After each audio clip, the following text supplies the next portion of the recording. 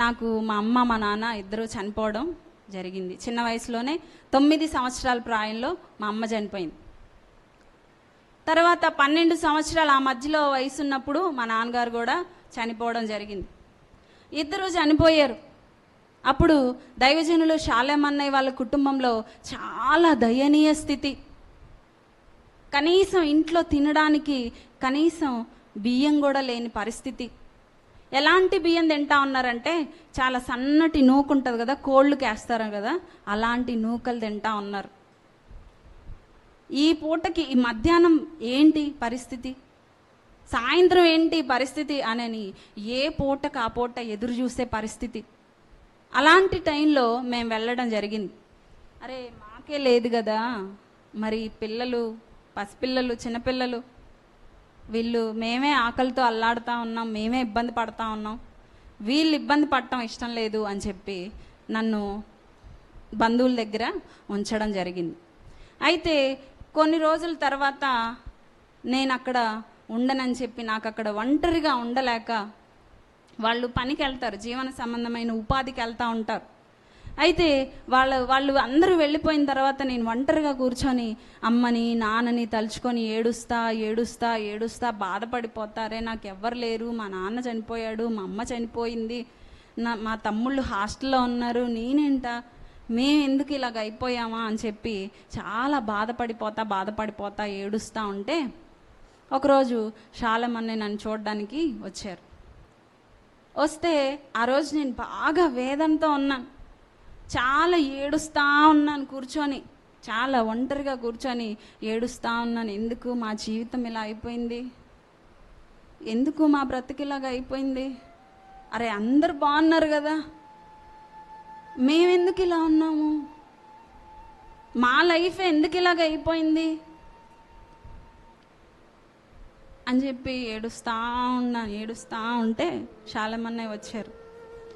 నా కళ్ళల్లో నీళ్లు చూస్తే బాధపడిపోతాడేమో అని చెప్పి నేను ఇలా తలదించుకొని కూర్చొని ఉండేటప్పటికి అన్న అడుగుతూ ఉన్నారు, ఏమైంది, తిన్నావా, అన్నం తిన్నావమ్మా అని అడిగారు. తిన్నానని చెప్పి తల ఊపాను.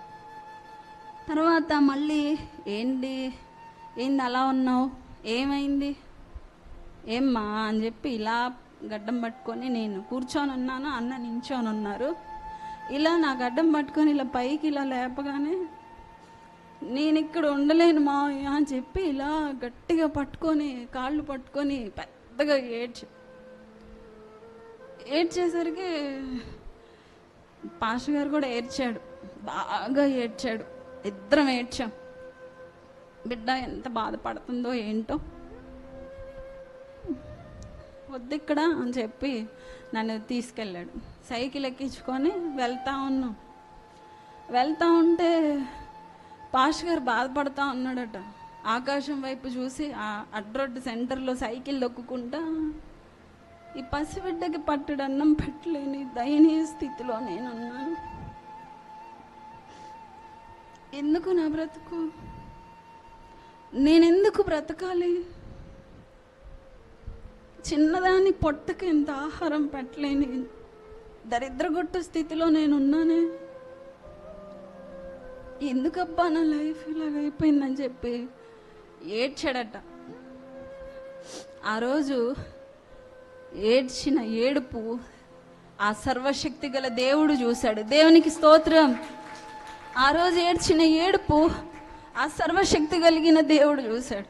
అరే నా పరిస్థితి బాగాలేదు, మిమ్మల్ని ఎలా నేను చేరదీస్తాను, నాకే తిండికి లేదు, నా పిల్లలే పస్తుంటున్నారు, మిమ్మల్ని ఎలా నేను పోషిస్తాను, నువ్వు ఇక్కడే ఉండు అని వెళ్ళిపోవచ్చు. కానీ దైవజనులు అలాగ చేయలేదు, మమ్మల్ని చేరదీశాడు. ఎందుకంటే దేవుని ప్రేమను బట్టి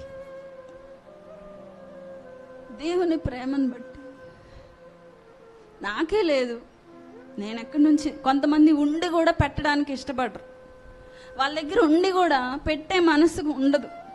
కానీ లేని స్థితిలో కూడా దైవజనులు మమ్మల్ని చేరదీశారు. ఆ రోజు ఆయన కార్చిన కన్నీరు ఆ జీవము కలిగిన దేవుడు చూశాడు.